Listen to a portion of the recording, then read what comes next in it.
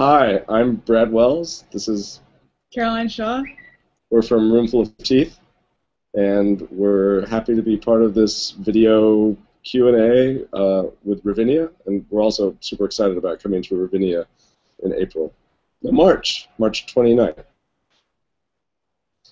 We had a question, first question from Cindy Chun. She asks, what is the best pun/joke you've heard concerning your name, Roomful of Teeth? I don't know. There was a recent kind of, it wasn't so much a pun or joke as it was well, I think it was an attempted. It was an attempted joke, but a misreading of the teleprompter. Yeah. Yeah. Go ahead. You tell the story. Cyndi Lauper, great hero of mine, called us Teeth Full of Awesome, which I feel like is a milestone in my life. This was after our performance at the Grammys last month. Yeah. Go ahead. Okay. Nick Puglia writes, I've read the word non-traditional frequently associated with Roomful of Teeth. What can we expect that is so different? Brad Wells. All right. Well, all the music we do is original music. It's music that was written for Roomful of Teeth. So it's not a vocal ensemble or a choir that's performing traditional works and mixing it with new music. It's all new music, but on the other hand, it's new music I think that is very exciting and engaging from start to finish in our concerts. The non-traditional is in how the voice is used in the group, and that the singers will sing in all sorts of ways that from classical style, what we call bel canto, to more rock style and belting, to yodeling, to different types of throat singing, overtone singing. All these different colors, textures are used in the music that was written for us, and these voices in particular, the abilities they have in these different arenas. So it's yeah, I mean it's not like any other group that I've heard. It's fun and it's beautiful. Yeah. I realize we're not waiting for anyone to say anything. No, so we just read. Okay. We say that's enough of an answer. That's enough. Great. Mindy writes, what do you do to protect your voices? That's a great question, Mindy. Well, for one huge thing that I think we do as a group is we're always talking to each other, saying how do you feel? How does this feel for you? So if we're trying a new technique, we're constantly communicating with each other about ways to make it better, but also ways to protect our voices. Other basic things: drinking lots of water, pacing ourselves through rehearsals, especially right before a show. Say, well, I'm really going to go for it there, but I'm going to just hold off right now. Yeah, yeah. My basic perspective that I'm coming to on this world of singing styles and all the different ways that people sing around the world is that it's a very easy analogy to like sports, or using your body in an athletic endeavor where you'd feel very tired if you did this particular thing over and over again. So if that's an important move, you save it for particular moments. There are other things you do physically that you can do for a long time. You can run at an easy pace for a long time. And maybe in certain parts of your range, you can sing for a long time without starting to feel fatigued. Eventually you will, though, and every singing style, eventually you'll get tired. So yeah, it's just a question of pacing and programming carefully. And it helps that the group also performs on microphone, so it's not like the voice is asked to fill a huge amount of space without that support. I think it's a big assist that the singers get here. Pedro asks, tell me a bit about how you came to found Roomful of Teeth and how did you come up with the name? So the name of the group comes from my just musing about kind of whimsical, more less classical sounding designations for vocal chamber music. And when I was thinking, okay, what's a chamber? It's a room. And then Roomful of Teeth had the right kind of rhythm and sound to it. It was vivid. That's the name.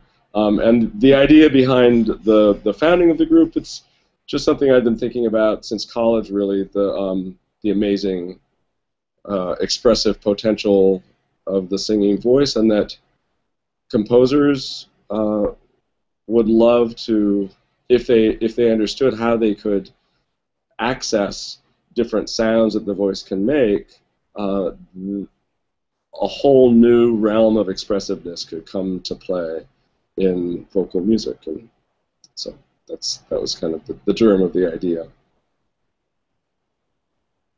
You go. Okay. Elena G asks, Caroline, you're one of only a handful of women to win the Pulitzer. Why do you think the classical music world, especially in terms of composers that are performed and awarded, continues to be so segregated? Huh. The classical music... Sorry, just taking a second. Well, I think you talked... Why is the classical music world, especially in terms of composers that are performed and awarded, continues to be so segregated? So there, I mean, I guess maybe pointing to a couple of different ideas of segregation in music. There is a little bit of a separateness between the performer and composer, at least in the past, and I think that's changing now a little bit, at least in the sort of realm that I'm working in these days.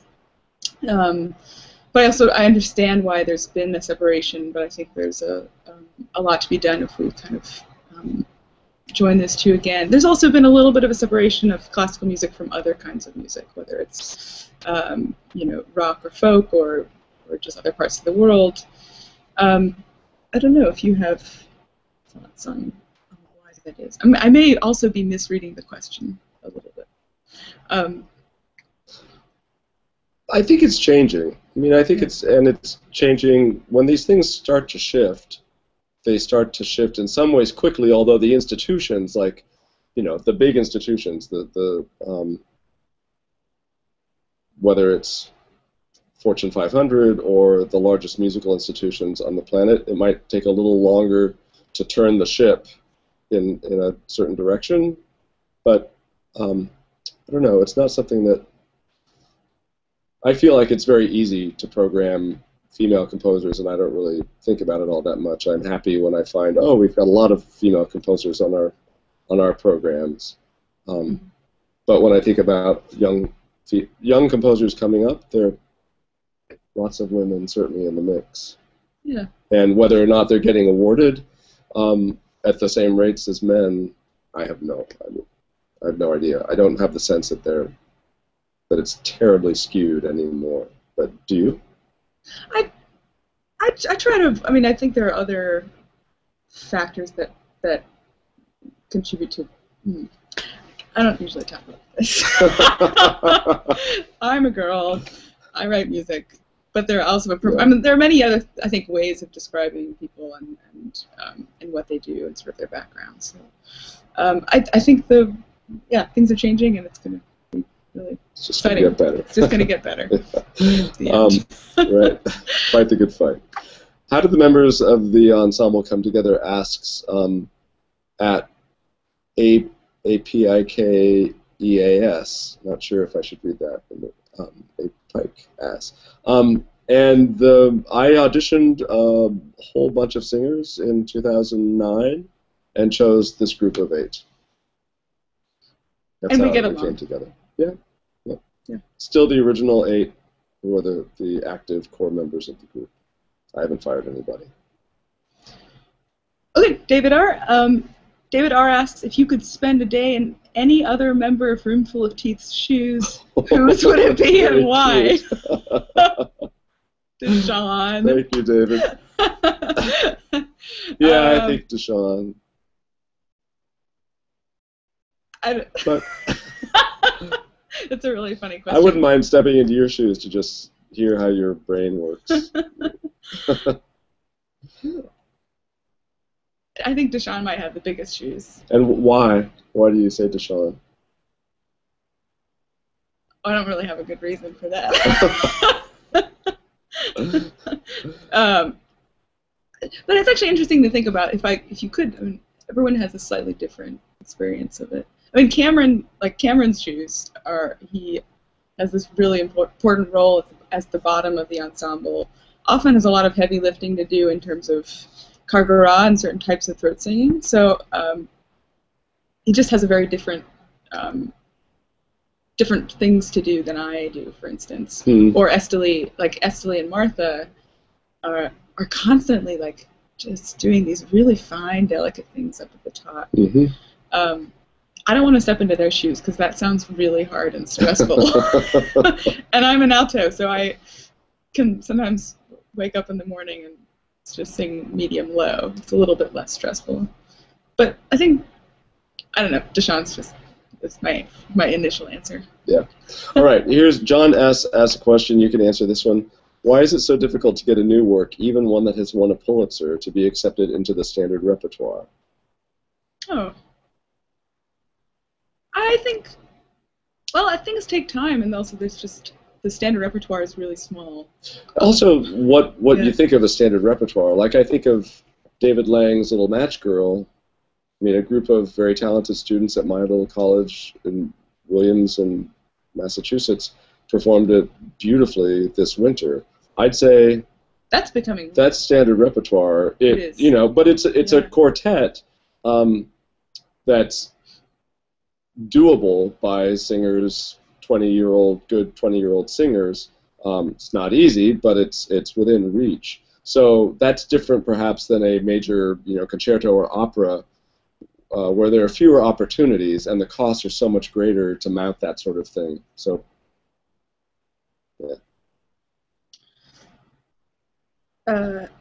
Elliot?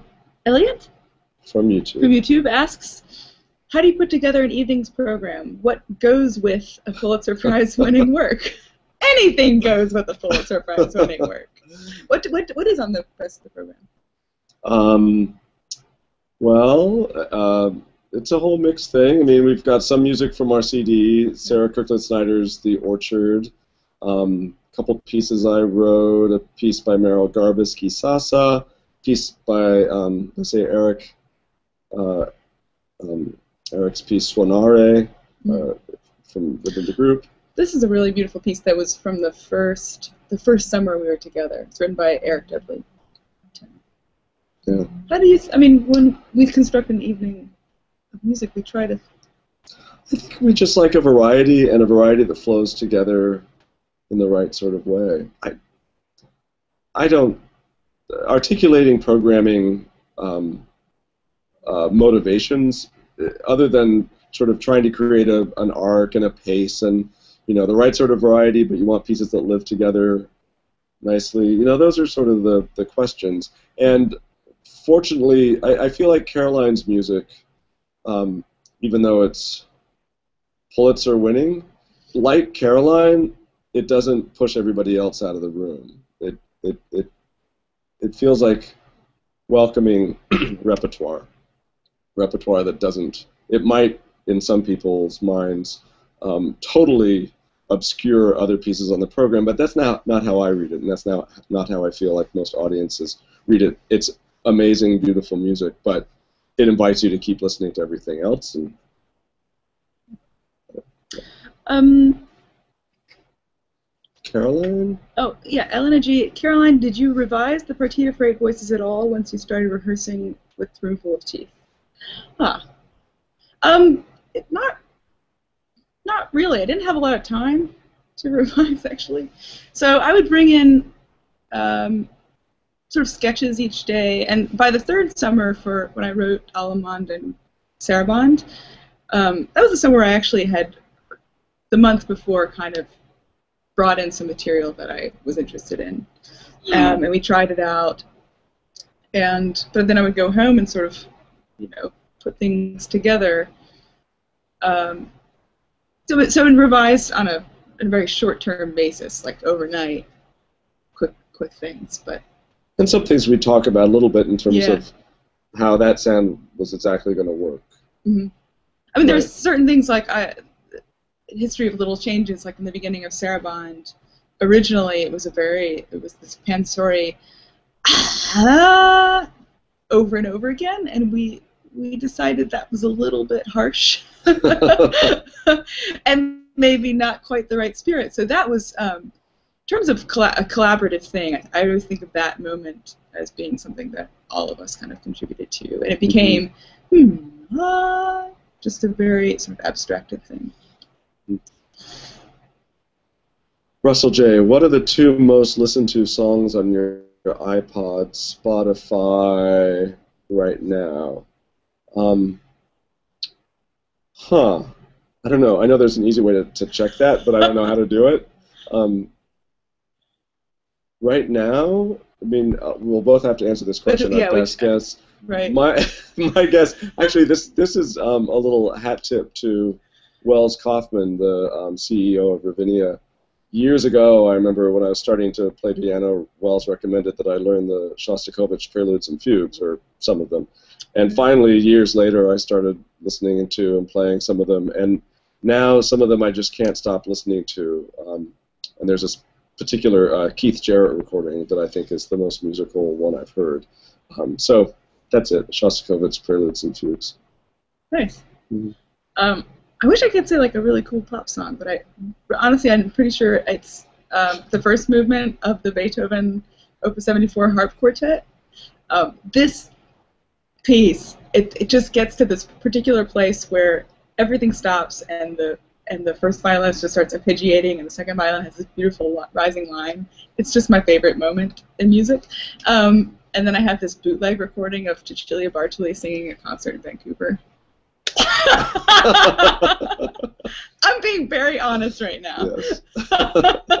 Yes. You should see the comments on Facebook. I'm just going to say, I just like her. Okay. For Caroline, how do you follow up a Pulitzer Prize-winning composition? Do you feel intimidated or a need to outdo yourself on your next piece? I've decided to not feel intimidated, and because I just can't live like that, and I do what I do. I am working on some things that are sort of long-term projects for myself that I'm keeping a little bit private, sort of like Partita. I'm excited about it. Yeah. I'll tell you one cool thing she did in our first performances of that music after the Pulitzer. We did a tour on the West Coast in September, and she expanded one of the movements, Courant. Basically, sort of opened it up on this like riff on certain little motives that happen in that piece, and I love the fact that Caroline was immediately challenging the notion of the Pulitzer-winning piece being a sort of sacred text. Like like it can be different things for different moments, and that was a really great step, I thought. Pat G asks, Daley Elini called your Grammy performance probably the best performance you didn't see. What do you think of classical music not being acknowledged on the telecast? Other than Long Long playing with Metallica. Is that Metallica he played with? Yeah. Yeah. Classical. Well, there are a lot of genres that aren't on the telecast. It's true. Yeah. Yeah. Yeah, it would be nice if other genres were on the telecast, and here's to hoping that sort of thing works out. But I also know there's the economics of keeping lots and lots of viewers, because that telecast pays for so much great stuff that the Grammy organization does. So, yeah. Cindy, for each of you, where do you see the future of music headed? Cindy! Why did you ask that? Here's my answer. Oh yeah, let's get it together. Yeah, that's the future of music. I don't know. I mean, certainly the more people are listening so broadly these days, and I miss I imagine people sort of my age, 40s-ish and older, might miss certain aspects of listening life from when we were younger. Like, there used to be pop stations that really were, they weren't corporate. Each station had its own DJs and it connected to that community. And there was a kind of listening repertoire that you shared with your peers and through a radio station. That was a thing I loved about growing up, and that doesn't exist the same way these days. My kids don't.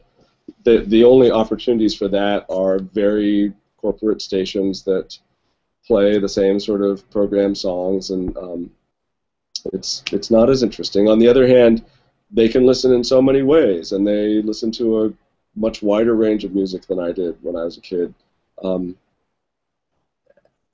Yeah, I don't know. I think it's going to Thank you for asking. Yeah. Tara, has there been a different level of attention on the group and on Caroline since the awards? How do you parlay that? Caroline, you want to take that?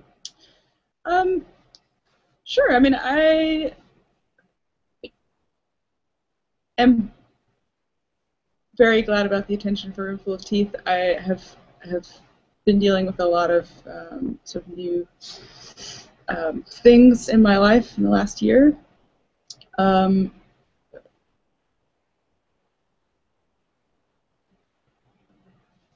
Brad. Yeah. It's a tricky thing, and it's a conversation that we're having a lot these days. How to kind of, we want the group to grow in the right way that it should grow, and it's really wonderful to see the audience widening, and to help support that widening in the best way is what we're after. The specifics we're sort of always chewing on, trying to figure it out. But mainly, I think the critical thing is to stay focused on what we're about, which is creating wonderful, engaging new music and challenging ourselves and collaborating with different new, interesting composers, musicians, singers. That's, I think, the key thing that we will stay focused on.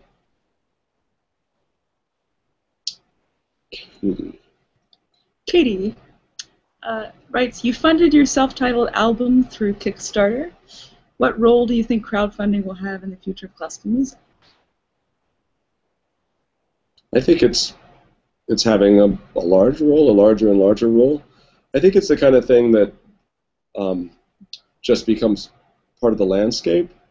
My hope is not to fund our next album in a similar way, because I think I would hope we have enough sort of momentum and support from different avenues that we don't have to go to our friends and neighbors and hold out our hats again, at least so soon. Because I think there's definitely a fatigue factor that everybody has to be careful with that sort of request for support, even if it's $5, $10, $20, $50, $100. But it's a way. I mean, one thing that I think for us was helpful about those programs is that Kickstarter and other venues like that require you to kind of polish your vision and communicate it in a way that really gets to people. Unfortunately, you're making a commercial. It's 2-3 minutes long. On the other hand, you have to think a lot about, well, what's most exciting about this, and what is this really about, rather than just sort of lazily saying, I think I have this great project. Come on, help me out. It demands something of the creator in, I think, creatively justifying the project. That's what I like about the crowdfunding model. It's one of the things. Okay.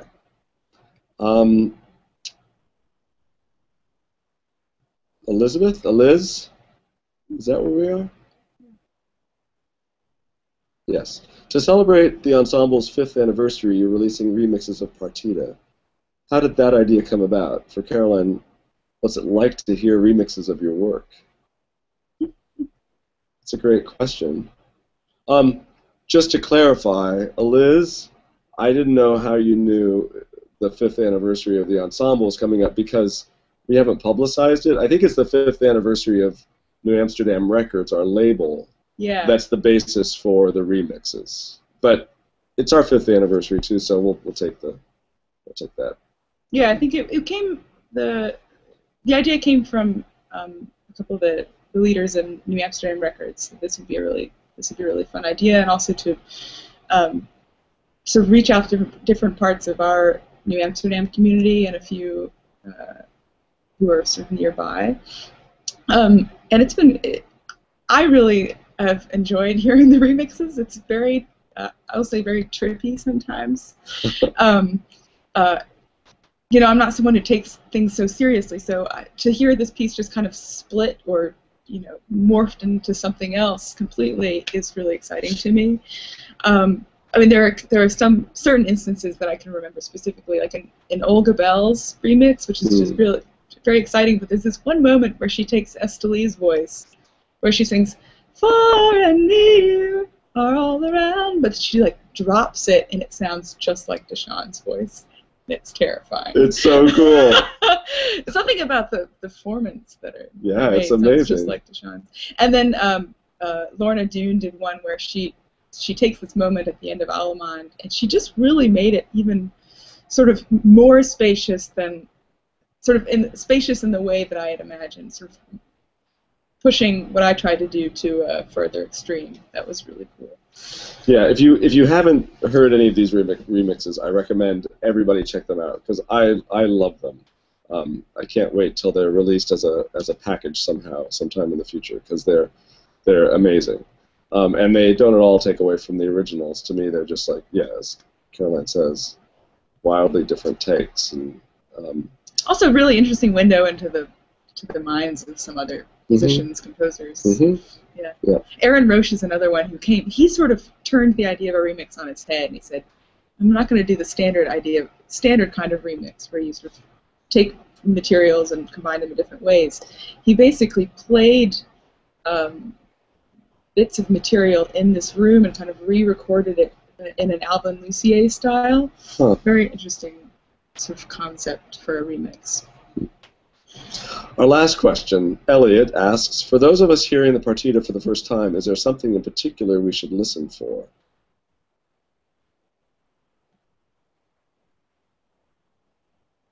I say no. I say no, too. Yeah, you just listen. Like you listen to any music. Listen for something that means, that gets to you.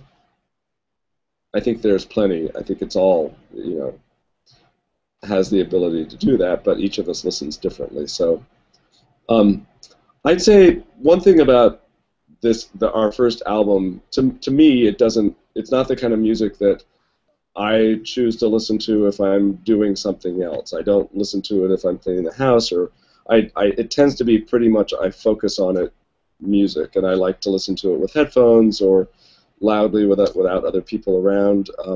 That's just me, but I feel like it gets you into the sonic world, and you don't expect it to stay in the background because it does a lot of different things. It's not that it's ugly, but it just does a lot of different things and kind of asks for a listener to engage in ways that, I don't know, might be a little more active than just groove music. Yeah? Does that sound right? So we're done. Thank you, everyone, for joining us tonight. Just to mention again, our upcoming concert at Ravinia on March 29th. Tickets are only $10. That's like almost free. And if you watch this and you come to the show, definitely come up and tell us on March 29th. We would love to meet you. Thank you, Ravinia, for putting it together. Good night.